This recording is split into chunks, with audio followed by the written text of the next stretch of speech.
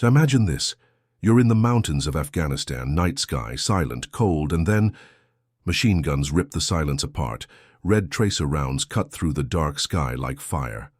A Navy SEAL team is pinned down, pressed against crumbling stone walls, no way forward, no way back. And in the middle of this chaos, there's a young woman carrying nothing but an ammo pack, no rifle, no combat orders. To the team, she's just the ammo girl, the one who brings bullets, not the one who fires them.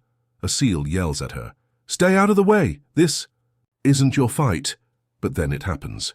A single clean shot echoes, the team's sniper drops, scope shattered, blood spreading across the rock. Every set of eyes turns to the girl. And slowly, she kneels down, she picks up the heavy rifle, her hands steady, her eyes cold as steel. That was the moment everything changed. Her name was Elena Cruz, 22 years old, officially listed as an ammunition supply specialist, not on any combat roster, not in any sniper unit. To her teammates, she was background noise, the one who carried the weight while real soldiers fought the fight. They laughed at her, dismissed her, ignored her. To them, she wasn't a warrior. She was just baggage with a backpack. But what they didn't know is that Elena had a past, a hidden legacy.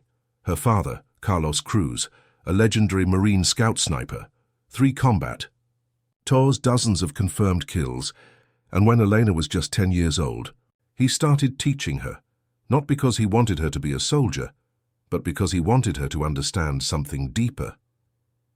"Mija," he would tell her, "shooting isn't about anger, it isn't about fear. It's about mathematics, breathing, patience. The rifle doesn't care if you're scared, it only cares if you're steady." By the time other kids were learning algebra, Eleanor was calculating wind drift. By the time her classmates were memorizing the periodic table, she understood ballistic coefficients. Before she had a driver's license, she could strip and reassemble an M40 rifle, blindfolded. But then, her father never came home. He was killed in Fallujah during her senior year of high school, and on that day, Elena made a choice. She would serve, but she would never take a life. She enlisted, not as a sniper, not as infantry, but as logistics, ammunition supply. "I want to be close to the fight," she told her recruiter, "but I don't want to fight." Her teammates called it weakness. They didn't understand that sometimes it takes more strength to carry the tools of war while refusing to use them. During mission briefings, while the others checked rifles and gear, Elena sat quietly, binoculars in hand, studying terrain, marking sight lines, noticing elevation, wind, and cover points. She saw things nobody else bothered to see, but nobody ever asked the ammo girl for input. She watched Sergeant Miller, the team's designated marksman. He struggled with wind calls, missed shots that should have been easy, blamed his rifle for problems that were really his own mistakes. Elena never corrected him, never revealed the truth, that she could outshoot him with her eyes closed. Instead, she carried his ammo, counted his magazines, and kept her silence. The night before this mission, team leader Jackson gave the briefing. "Taliban snipers in the mountains. Stay sharp, stay low, trust your training." He didn't even look at Elena. In his mind, she wasn't part of the fight. She was just there to carry. But as they moved into the mountains, Elena noticed things. Fresh scrape marks on rocks, signs of hidden weapons, disturbed brush, evidence of movement. Perfect sniper sight lines carved into the terrain. She logged it all in her mind. Every observation, every threat, every danger her father had trained her to recognize. And then the ambush exploded. Gunfire from 3 directions, RPGs slamming. Into stone. The canyon turned into a death trap. The SEALs dove for cover. But the enemy had the high ground. Superior numbers, snipers pinning them down with clinical precision. Elena pressed against a rock, her ammo pack crushing into her, back bullets screaming past like angry hornets, and in that moment she tasted fear. But beneath the fear, her father's voice whispered, "When something feels wrong, Mija, trust that feeling. It has kept more soldiers alive than armor ever will." Something was very wrong, and soon it would be Elena's turn to act, because sometimes the one you think is weakest becomes the only one who can save you. Gunfire rained from the cliffs, Every SEAL pinned down, every attempt to move answered with precise sniper fire. Sergeant Miller, the team's marksman, knew the truth. Without counter-sniper fire, they would all be slaughtered. He crawled into position, his scope searching the ridge. But Elena's trained eye saw the mistake instantly. He was scanning the wrong elevation. Wrong distance. The real sniper was hidden 400 meters northeast. Perfect cover, perfect fields of fire. Miller didn't see it. He fired 3 shots. All missed. And then the enemy sniper answered. A flash. A single bullet. Miller's scope shattered. Blood sprayed the stone. He collapsed, his rifle sliding across the rocks. The team leader, Jackson, tried to crawl toward him, but the enemy fire grew heavier. He was forced back. "Cruz!" Jackson shouted. "Get the medical kit!" Elena rushed forward, but her eyes, they weren't on Miller's wounds. They were locked on the rifle lying in the dirt. An M14's enhanced battle rifle, custom scope, deadly in the right hands. Miller's bloody fingers clutched her wrist. "Leave it," he whispered. "You're not—" "I know," Elena whispered back. But her hands were already moving, already reaching for the weapon. Jackson screamed from behind cover. "Cruz, put it down! You're not trained for this!" But she didn't listen. She lifted the rifle. The weight was heavy, but familiar. It rested against her shoulder like an old friend. Her teammates stared in shock. She was kneeling in the open, bullets cracking all around her.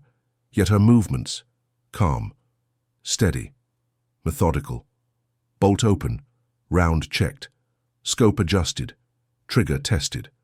Her breathing slowed. 4 counts in. Hold. 4 counts out. Hold. The chaos. Faded, explosions, shouts, gunfire, all became background noise. Her world narrowed to one thing, the scope. Through the glass, she saw what Miller missed. Movement. 847 meters out, half hidden behind rock, only a few inches of target visible. Her mind did the math automatically. Wind, 8 knots southwest. Elevation, Samoa holdover. Time of exposure, less than 1 second. Her father's voice whispered again. "The first shot is the only shot that matters, Miha. After that, they know where you are." Eleanor exhaled. The crosshairs settled. The enemy sniper shifted. Exposed for just a fraction of a second, she fired. The crack of the shot echoed through the canyon. 800 meters away, the sniper vanished. No Hollywood spin, no dramatic fall. 1 second there, the next, gone. The battlefield changed instantly. The enemy attack faltered, their precision broken. Elena worked the bolt, chambered another round. Through her scope, she saw the next threat, an RPG operator lining up a shot. If he fired, her entire team would die. She adjusted, calculated, fired. Another clean hit. The rocket exploded harmlessly against rock. Jackson shouted over the chaos, "How the hell do you shoot like that?" But Elena didn't answer. She was already shifting, already scanning for her third target. A machine gun nest, keeping her team pinned since the ambush began. Distance, 623 meters. Wind, minimal. Elevation, minor adjustment. She squeezed the trigger. The gun fell silent. 3 shots, 3 kills. In less than 90 seconds, the SEAL team froze, staring at her in disbelief. The ammo girl. The one they ignored, dismissed, laughed at. She had just turned a hopeless ambush into a fight they could win. Rodriguez, the team's radio operator, whispered, "Jesus Christ, how the hell does she shoot like that?" As Elena chambered her 6th round, something slipped from her pocket. A photograph, landing on the blood-stained stone beside Miller. Rodriguez saw it first. A man in marine dress blues, sniper badges gleaming on his chest, his arm around a younger Elena, both holding rifles, both smiling. Rodriguez gasped, "Oh my God, you're Carlos Cruz's daughter." The name hit the team like a shockwave. Carlos Cruz, the legend, the Marine Scout sniper with 47 confirmed kills, the ghost who appeared when missions went impossible. The man whose bullets bent reality, and now his daughter was holding the rifle, finishing what he started. Elena didn't look up, didn't answer. She was already tracking her next target, already proving that the blood of a legend still ran steady through her veins. Sometimes a destiny doesn't wait for you to choose it. Sometimes the shot chooses you. Elena's rifle cracked again. Another enemy went down. But this wasn't wild shooting.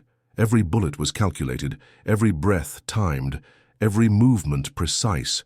She wasn't spraying bullets. She was dismantling the ambush, one piece at a time. Enemy. Leaders first. The ones shouting orders, she took them out, machine gunners next. The ones pinning her team down. She silenced them. And then the specialists, the snipers, the RPG operators. One by one, her scope found them. And one by one, they disappeared. The SEALs watched in awe. The girl they thought was nothing but a pack mule was now fighting like a ghost from legend. Jesus, Rodriguez muttered, she's not just good, she's a master. Elena's sixth shot echoed, her seventh, her eighth, each one as calm as the last. A rhythm flowed through. Her bolt, breath, aim, fire. Bolt, breath, aim, fire.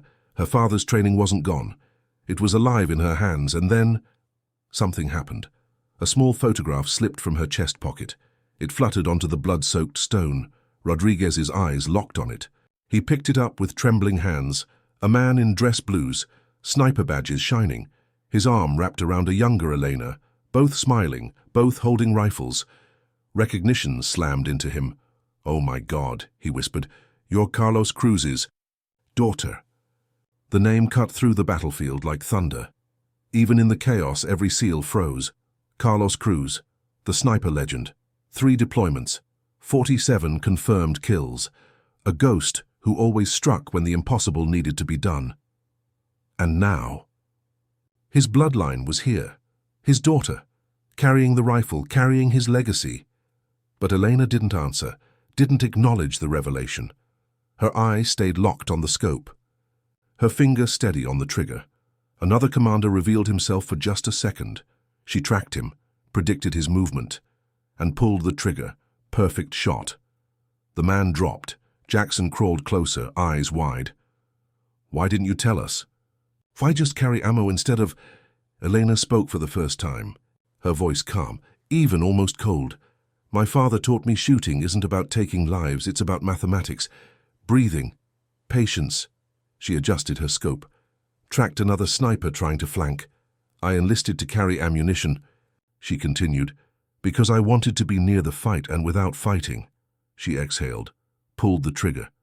The enemy sniper collapsed. "But sometimes," she whispered, "the shot chooses you." Rodriguez finally pieced it together. Helena wasn't a coward. She wasn't weak. She was hiding. Hiding from a legacy. Hiding from the skill that had taken her father's life. But skills like this, they don't vanish. They wait, dormant, until the moment you can't run anymore. Until the battlefield calls them back. And today, that moment had arrived. Elena shifted positions with ease. Every move tactical, every angle calculated. Not just a good shot, but a soldier with battlefield awareness. Jackson stared in disbelief. "Where the hell? Did you learn to move like that?" Elena whispered. "Same place I learned to shoot. My father always said, a sniper without tactical awareness and what is a dead sniper." Through the scope, she spotted the enemy's remaining command. They were trying to pull back, trying to retreat, to regroup. She couldn't let them. 3 quick breaths, 3 precise shots, 3 leaders down. The Taliban formation broke. The ambush dissolved. Chaos replaced coordination. What had been certain death was now survival. Finally, Eleanor lowered the rifle. Her breathing steadied, her body calm. But around her, silence. The SEALs were staring, a mix of awe, shock, gratitude, and shame. They had dismissed her, mocked her, ignored her. And yet, it was her steady hands, her steady aim, that had saved them all. Miller, still bleeding, forced himself to speak, his voice weak, his lips trembling. "Your father would be proud." Elena glanced down at the photo on the ground, her father smiling, holding her close. teaching her, not for war, but for discipline, for patience, for steadiness. She whispered softly, "He always said, the rifle doesn't care who holds it. It only cares if you're steady." And in that moment, man, they all understood. This wasn't just an ammo girl. This was Carlos Cruz's daughter. This was a sniper in her own right. Because sometimes the weapon doesn't choose the soldier. Sometimes the soldier chooses when to become the weapon. The mountains grew silent. The ambush broken. The enemy scattered into chaos. And at the center of it all, Eleanor Cruz, her rifle still hot, spent shells scattered around her knees. 11 shots fired, 11 enemies gone, 11 lives saved. The SEALs looked at her differently now, not as the ammo girl, not as baggage, but as the reason they were still breathing. Jackson crawled closer, his voice heavy, almost reverent. "Cruz, when we get back, I'm making it official. You'll be cross-trained as a sniper." But Elena didn't look up. Her hands were already moving, breaking down the rifle, cleaning the bolt, checking the scope. Quiet, focused. "I'll still carry ammunition," she interrupted. "This doesn't change anything. I'm not a killer." Her words hung heavy in the air, because all around her, her teammates were alive. Alive because she had chosen to become, just for one moment, what she swore she would never be. Miller groaned from where he lay, bleeding but conscious. He fumbled with his vest and pulled off his sniper qualification badge, a small piece of metal, but carrying weight far heavier than steel. "You earned this," he whispered, his hand shaking as he held it out. Elena froze. She stared at it. Her father had worn the same badge, the same symbol of skill and death. "I didn't earn anything," she said quietly. "I just did what needed to be done." But still she took it, not as a trophy, not for glory, but as responsibility. Because now the team knew, if their sniper ever fell again, Eleanor Cruz would be ready. The extraction began. The SEALs moved carefully out of the kill zone, but everything felt different. The way they glanced at Elena, the way they shifted to give her cleaner sightlines, the way they instinctively trusted her judgment. She still carried the heavy ammo pack, still counted rounds, still kept their supplies in order. But now, strapped alongside her pack, was a rifle, cleaned, zeroed, ready.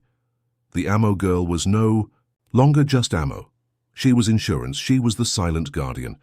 Back at base, her name stayed the same on the roster. Logistics, ammunition supply. No rank change, no new title, but word spread anyway. Not through official reports, not through press releases, through whispers, through stories told between soldiers. "We had an ammo girl with us," they'd say. Quiet, always in the back, never spoke much. But when our sniper went down, she picked up his rifle and saved all of us. Other teams started requesting her by name, not officially, but in the ways that matter most. Elena never asked for recognition. She never applied for sniper school, never called herself anything more than logistics. But from that day on, she always carried Miller's rifle, alongside the ammo, alongside the gear, a quiet reminder, because she knew preparation prevents catastrophe. And sometimes the fight doesn't care what role you chose. Sometimes the fight chooses you. Her story spread through the ranks, in training camps, in mess halls, in barracks late at night, not as an official case study, but as a lesson, a reminder. That courage doesn't always look like charging into battle. Sometimes courage looks like staying quiet until the moment you are needed, and then stepping forward without hesitation. One photo stayed with her, the one of her father, Carlos Cruz, a legend, a ghost. She kept it in her footlocker, not as a shrine, but as a promise. Her father had missed one shot, the one that cost him his life, and Elena carried that weight, not to chase glory, but to make sure her team would never pay that price again. On future missions, she fired no more shots, no more kills, no more ambushes where she had to step into the shadows of her father. But her teammates walked differently now, moved with a little more confidence, because they knew if the world collapsed again, if hope died under fire again, if their sniper fell again, Elena Cruz would be there. and she would not miss. Because sometimes, the quietest person in the room carries the loudest destiny.